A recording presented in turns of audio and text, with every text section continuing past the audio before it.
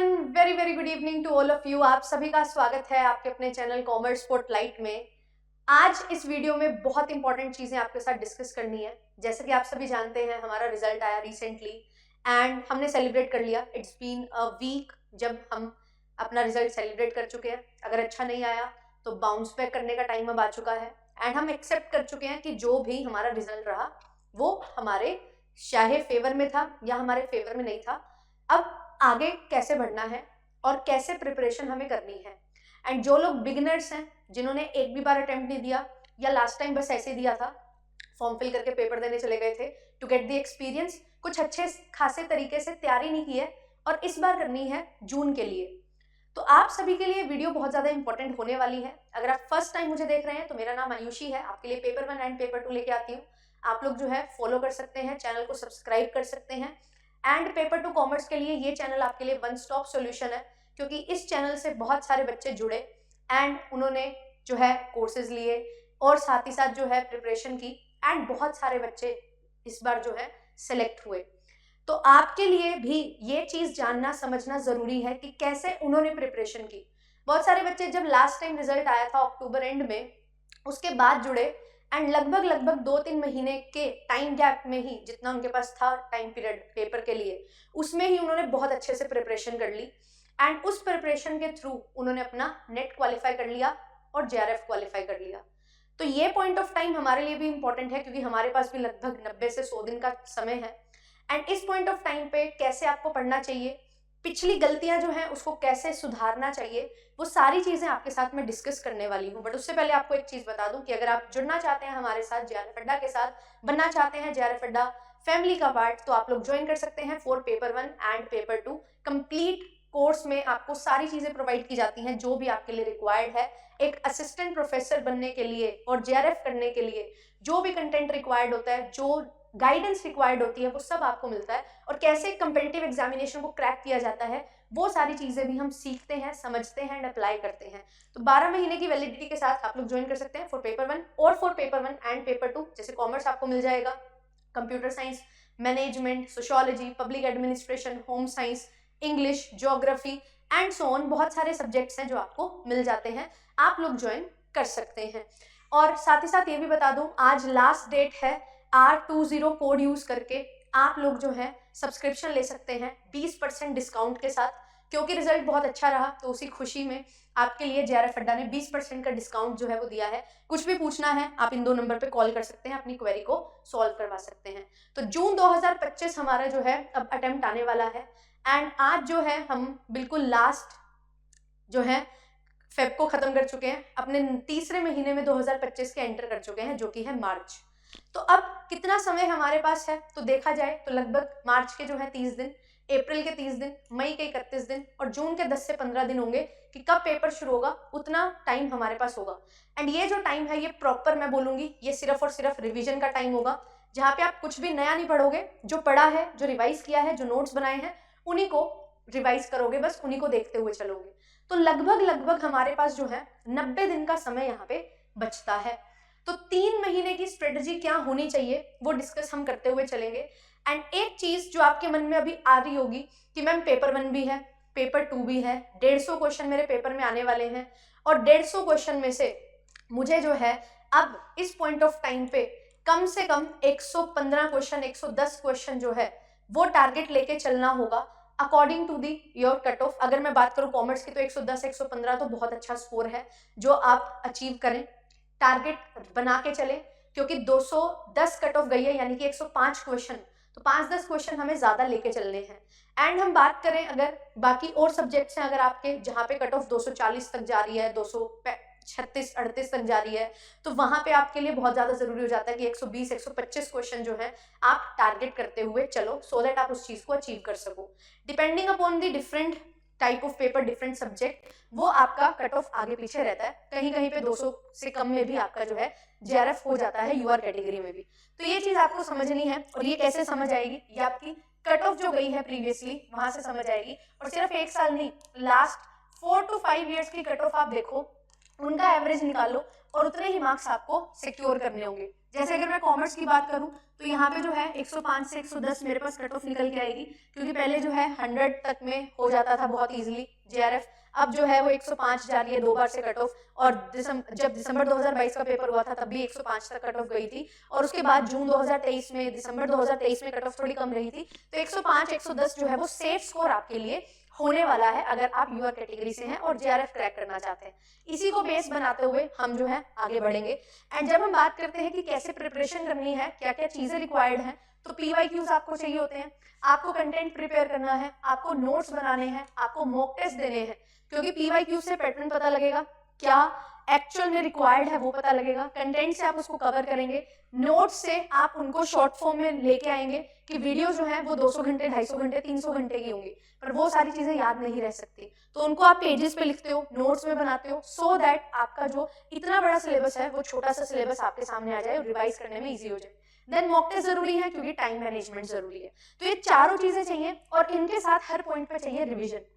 जैसे कम्युनिकेशन में हम पढ़ते हैं ना कि सेंडर से रिसीवर तक मैसेज गया, फीडबैक अगर नहीं आएगी तो हमें पता लगेगा कि इफेक्टिव कम्युनिकेशन हुई है या नहीं।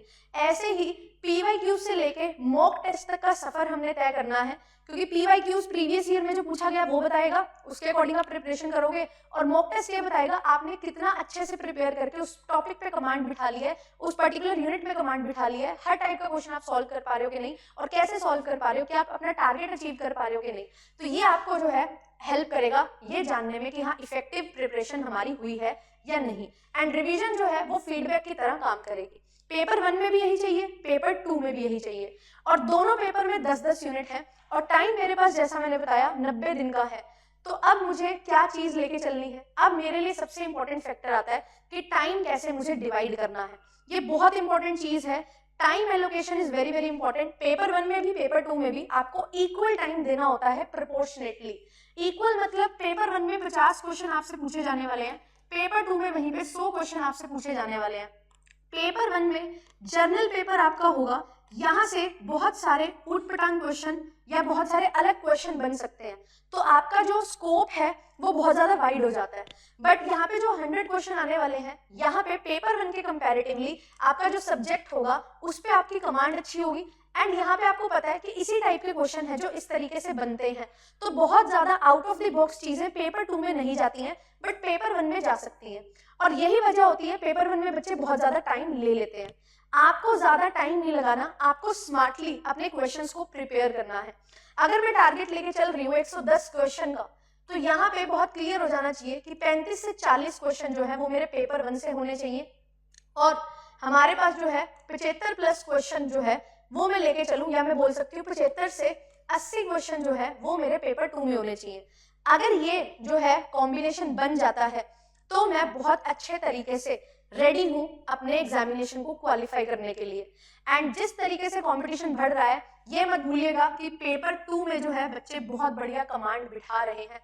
पेपर 2 में हल्की सी रिवीजन कर लो, थोड़ा सा डीपली पढ़ लो, तो आप समझ जाते हो कैसे वो क्वेश्चन को टैकल करना है।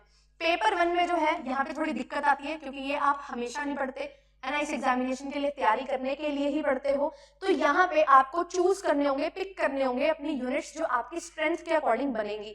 तो यहाँ पे आउट ऑफ 10 यूनिट्स में आपको बोलूंगी, आपको 8 यूनिट जो है वो तो बिल्कुल अपनी सिलेक्ट कर लेनी है कि ये तो मेरे को करनी ही करनी है, और जो बाकी 2 यूनिट हैं वो 2 यूनिट भी आप कंप्लीटली नहीं ले छोड़ सकते। आपको यहाँ पे इंपॉर्टेंट टॉपिक्स जो हैं वो फिगर आउट करने पड़ेंगे। अगर वो MRDI है तो बेसिकली आप सोचो कि बेसिक्स ऑफ MR जो है, बेसिक्स कैलकुलेशन जो है DI के लिए, वो मैं कर लूं, सो दैट 5 में से 2-3 क्वेश्चन सही हो जाए, 10 में से मेरे 6-7 क्वेश्चन सही हो जाए, या 5-6 क्वेश्चन भी सही हो जाए, है ना। ऐसे ही आपने पेपर 2 में भी करना है। आपसे नहीं हो रही 10 की 10 यूनिट, हाँ 9 यूनिट अच्छे से कर लो, है ना, 1 यूनिट छोड़ दो और उसका भी थोड़ा बहुत पोर्शन कर लो। पूरी स्किप करनी है पूरी स्किप कर दो, बट 9 यूनिट ऐसी हो कि वो बहुत अच्छे से कर रखी हो। अगर आप 8 यूनिट कर रहे हो तो 2 यूनिट को जो है थोड़ा कच्चा कच्चा सा कर लो कि हाँ इससे भी 20 में से मेरे लगभग 10 क्वेश्चन तो सही हो ही जाए। तो ये चीज आपको करनी पड़ेगी, और ये आपको चूज करना पड़ेगा कौन सी यूनिट आपकी वीक है और कौन सी यूनिट आपकी स्ट्रॉन्ग है। किसी के लिए मार्केटिंग और BM HRM मुश्किल हो सकता है, किसी के लिए फाइनेंस लीगल मुश्किल हो सकता है, किसी के लिए स्टैट्स इकोनॉमिक्स मुश्किल हो सकता है, किसी के लिए अकाउंटेंसी मुश्किल हो सकता है ना, किसी के लिए टैक्सेशन मुश्किल हो सकता है। तो अलग अलग चीजें रहती हैं। डिपेंड करता है आपका किस पर्टिकुलर यूनिट में ज्यादा रुझान है, ज्यादा इंटरेस्ट है, आप उसको अच्छे से पढ़ते हो। तो ये स्वॉट एनालिसिस आपको करना पड़ेगा एंड उस बेसिस पे आपको ये निकालना पड़ेगा, अगर एक यूनिट आपको स्किप करनी है तो कोई नहीं, आप स्किप कर दो, पर अगर 2 यूनिट या 3 यूनिट आप स्किप करने का छोड़ रहे हो वो आप अफोर्ड नहीं कर सकते, आपको उसके लिए इंपॉर्टेंट टॉपिक्स निकालने पड़ेंगे सो दैट आप 50% एटलीस्ट वहां पे अचीव कर सको, सो दैट आपका ये टारगेट जो है वो अचीव हो सके। और ये टारगेट अचीव होगा तो अल्टीमेटली आप कट ऑफ तक भी बहुत इजीली पहुंच जाओगे। तो ये चीज हमें देखनी है। अब इसके लिए क्या करना है, पेपर 1 पेपर 2 की मैंने बात की, तो यहाँ पे जब जनरल क्वेश्चंस की हम बात करते हैं, जनरल पेपर की बात करते हैं, तो स्कोप बहुत ज्यादा वाइड होता है। तो यहाँ पे सबसे इंपॉर्टेंट चीज होती है, सबसे पहले आपको PYQs तक ही सीमित रहना है। जितने भी PYQs हैं उनको प्रैक्टिस करते रहो, उनके थ्रू कंटेंट पढ़ो एंड कंटेंट पढ़ के जो मॉक टेस्ट है आपके उन तक सीमित रहो। बहुत अलग वैरायटी के क्वेश्चंस देखने की कोशिश मत करो, वो बहुत ज्यादा टाइम आपका कंज्यूम कर देंगे, क्योंकि mathematical reasoning is obviously very vast, है ना। Communication is also very vast अगर आप उसको बहुत डीपली पढ़ने जाएंगे। Teaching aptitude, research aptitude are vast, ICT is vast. अब ICT में आप जिस मर्जी लेवल तक क्या पढ़ सकते हो, राइट। लॉजिकल रीजनिंग में भी जो मर्जी आप पढ़ सकते हो, बट आपको PYQs पे ही स्टिक रहना है। तो सबसे पहली चीज आपको क्या करनी है, आपको PYQs पढ़ने हैं मतलब समझने हैं।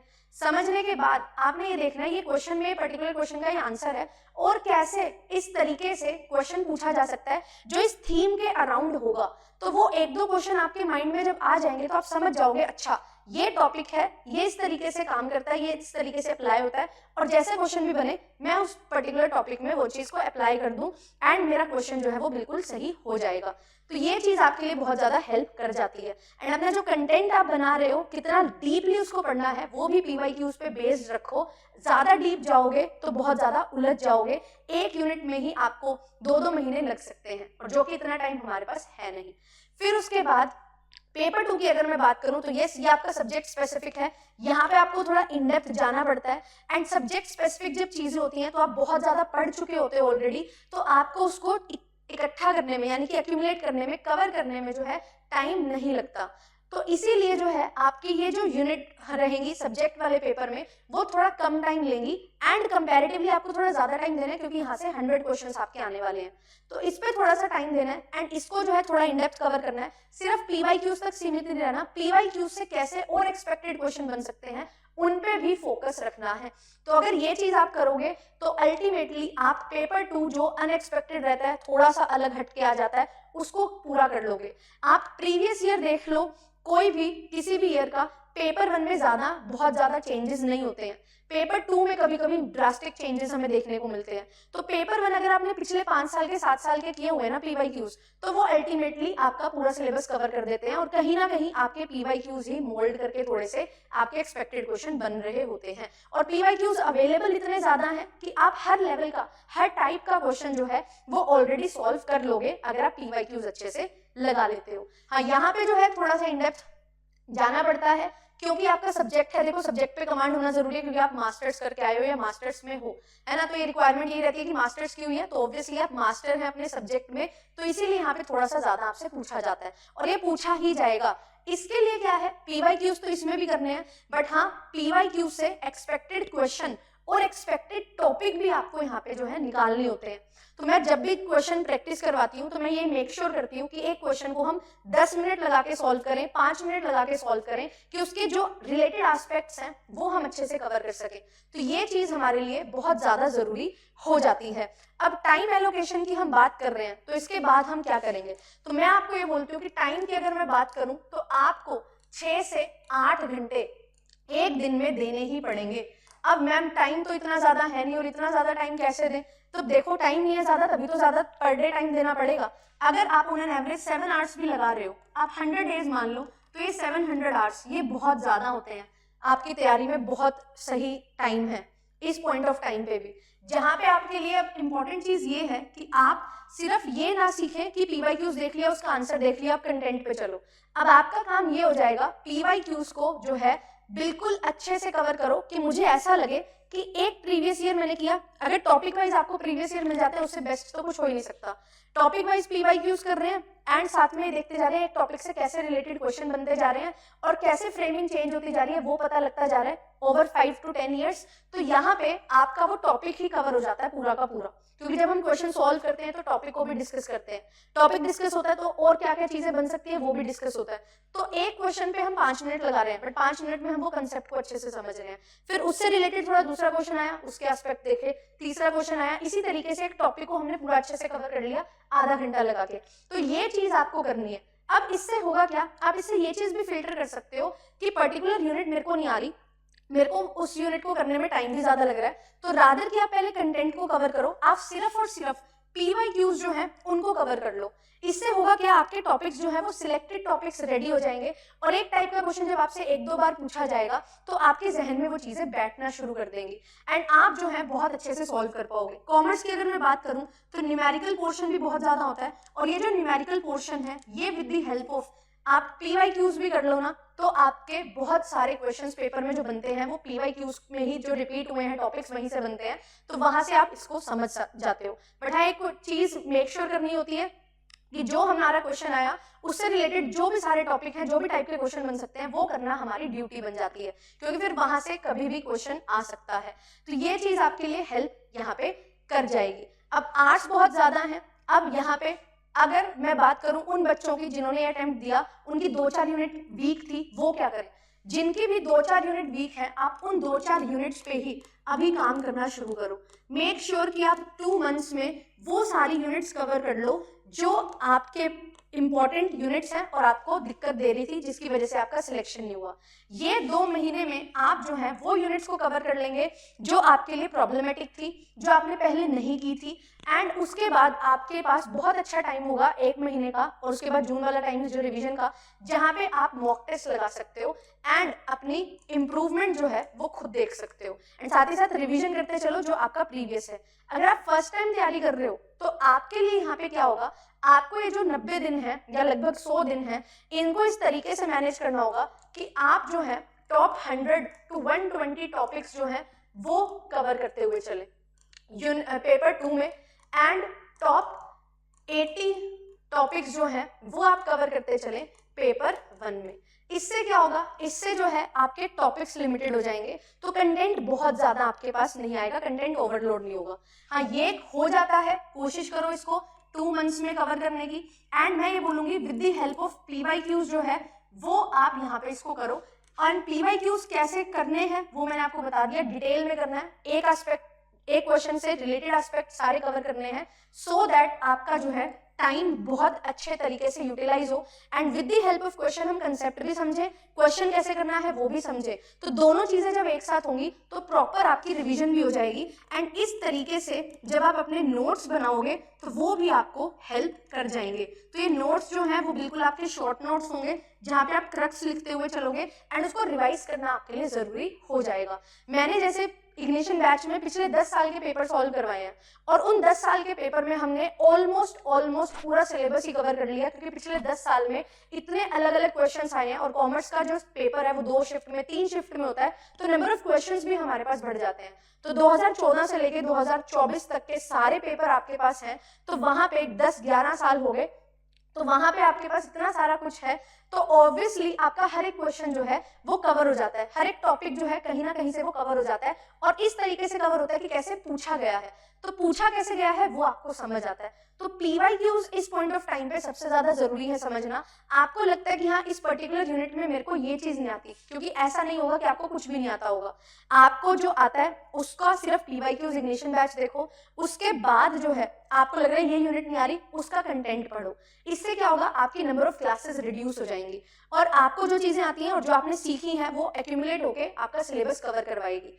फिर उसके बाद बात आती है नोट्स की, तो नोट्स के लिए भी मैं आपको बता देती हूँ, नोट्स जो है सिर्फ उस चीज का बनाओ जो आपको लगता है कि मेरे को याद नहीं रहेगी, या ये चीज मेरे लिए नहीं है।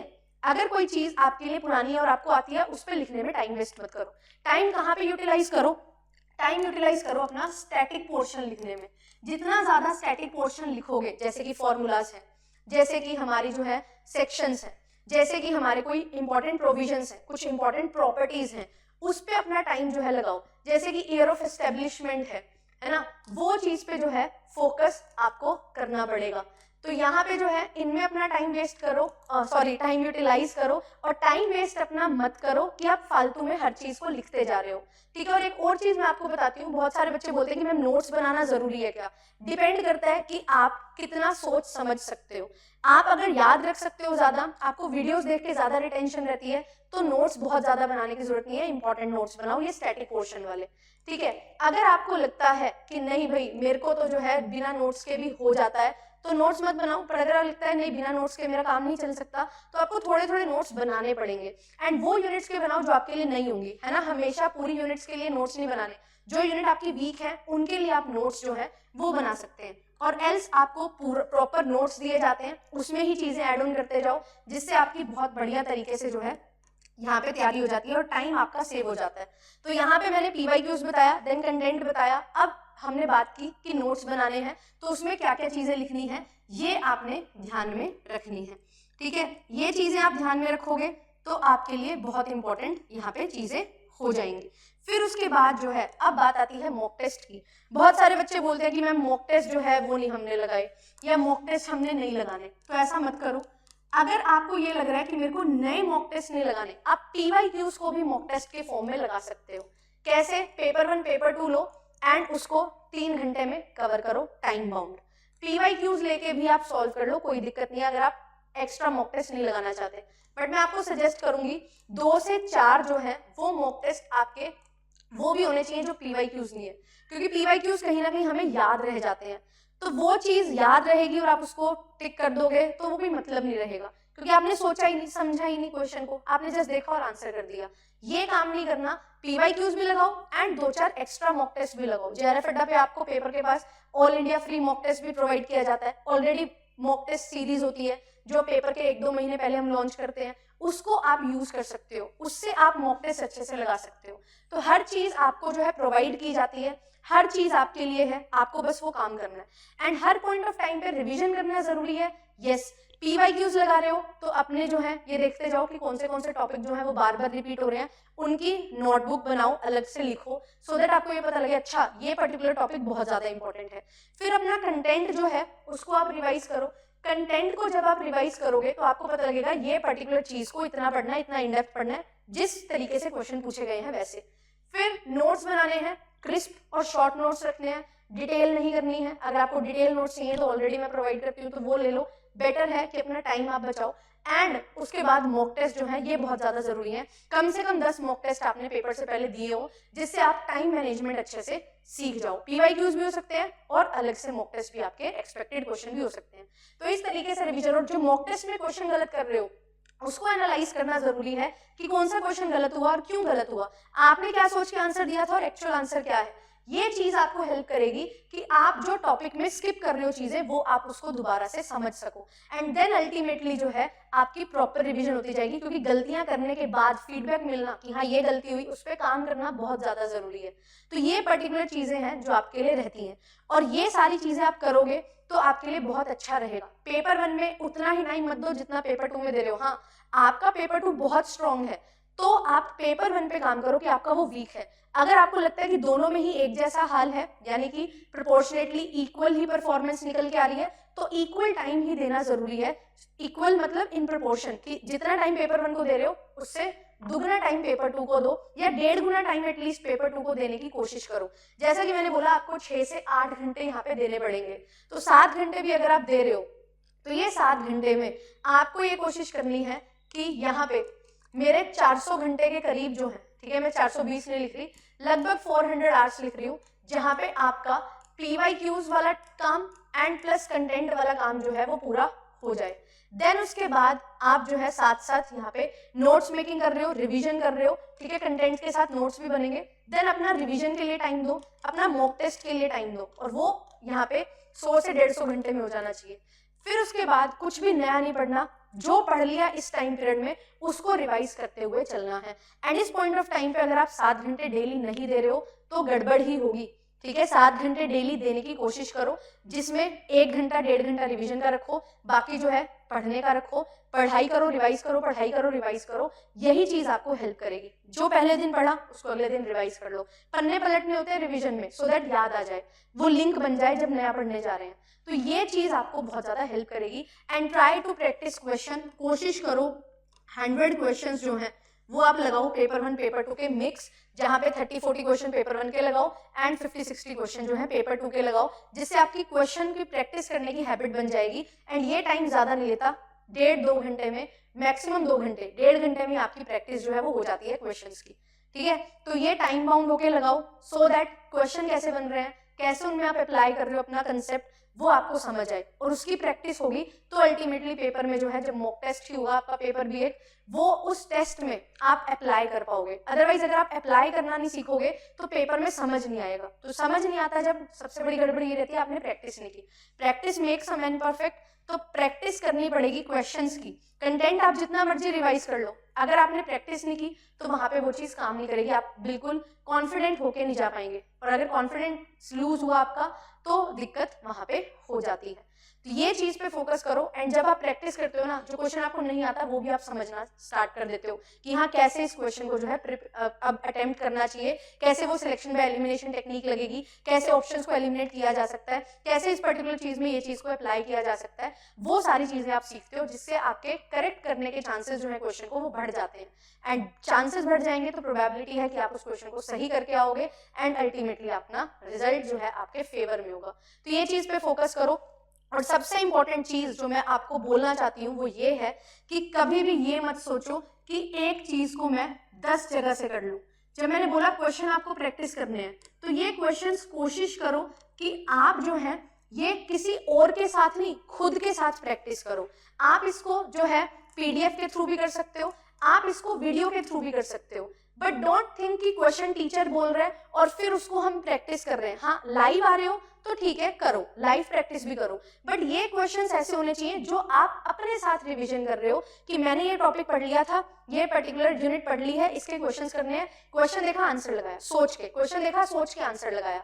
टीचर के ऊपर डिपेंड मत करो, टीचर क्वेश्चन दिखाएगा फिर आप उसका आंसर दे रहे हो, फिर टीचर एक्सप्लेन करेगा, नहीं, आप आंसर देके देखो सही है या गलत है, देन उसको जो है देखो कि आपका गलत क्यों है और सही क्यों है।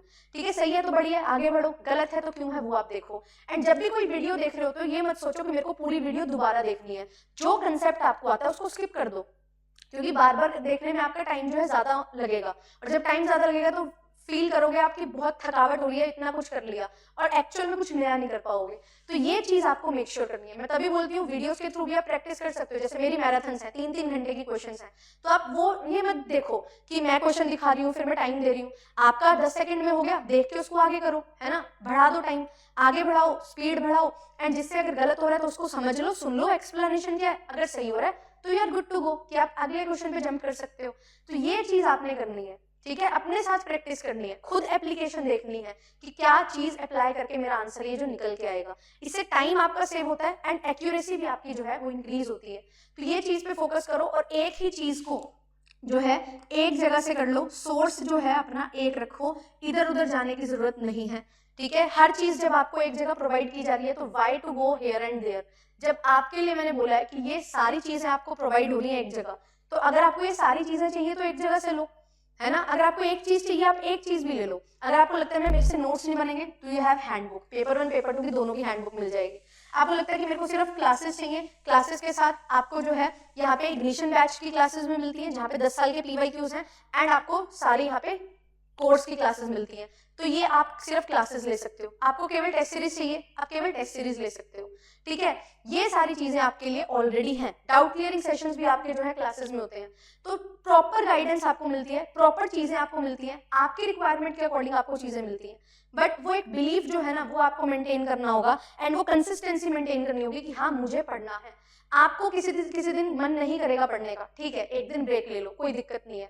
बट हाँ ये कोशिश करो कि कुछ ना कुछ आप उस टाइम पे भी कर रहे हो, कुछ प्रोडक्टिव, जैसे कि मेरे ये 5 क्वेश्चन गलत हुए थे, इसको देख लेते हैं बस, तो 10-15 मिनट लगा के वो देख लिए, है ना। आपका मन नहीं कर रहा कुछ नया पढ़ने का, क्वेश्चन प्रैक्टिस कर लिए, चलो क्वेश्चन प्रैक्टिस कर लेते हैं। ठीक है, जब भी कुछ ऐसा लगे कि नया नहीं पढ़ा जा रहा तो पुराने को रिवाइज कर लो, बहुत बेस्ट होता है।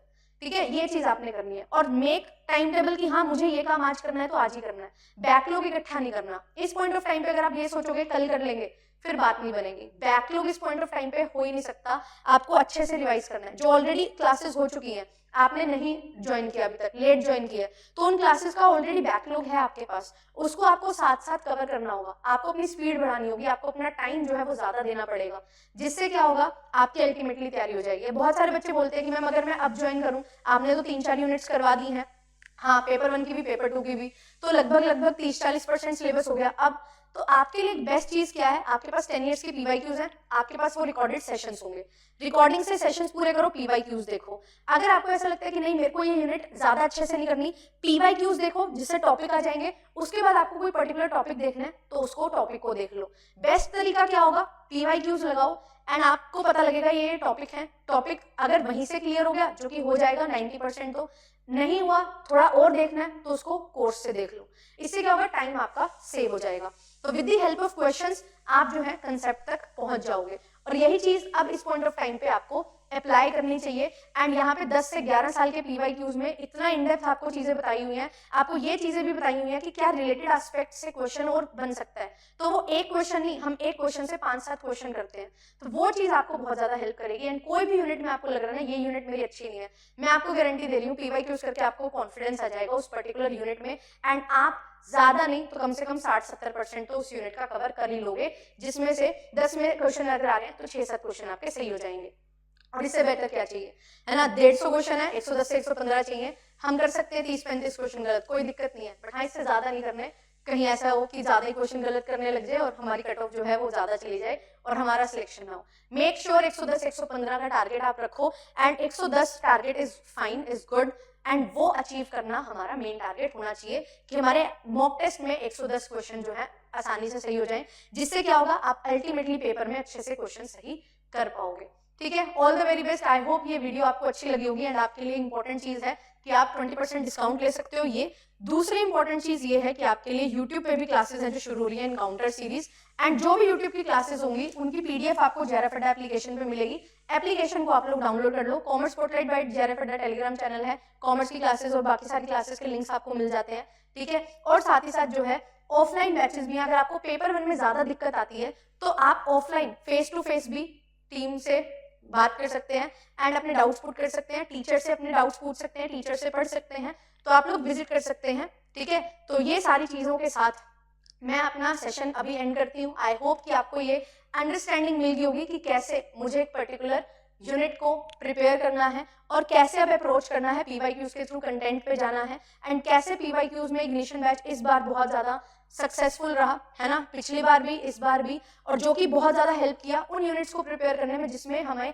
बहुत ज्यादा टाइम नहीं देना था, हमारे पास टाइम नहीं था। तो टाइम सेविंग ये चीज बहुत है, और यही सोच के साथ आपके लिए बैचेस बनाए जाते हैं सो दैट आप उनको अच्छे से पढ़ सको, है ना। अगर आपको यूट्यूब पे देखना है तो प्रयास बैच आपके लिए है, जहाँ पे मैंने क्वेश्चंस, एक्सप्लेनेशन, थ्योरी करवाई हुई है, वो बैच देख लो। अगर आपको लगता है कि आप मेरे साथ कंटिन्यू कर सकते हैं तो बिल्कुल आप लोग ज्वाइन कर सकते हैं। Thank you so much, bye bye, मिलेंगे आपसे नेक्स्ट सेशन में।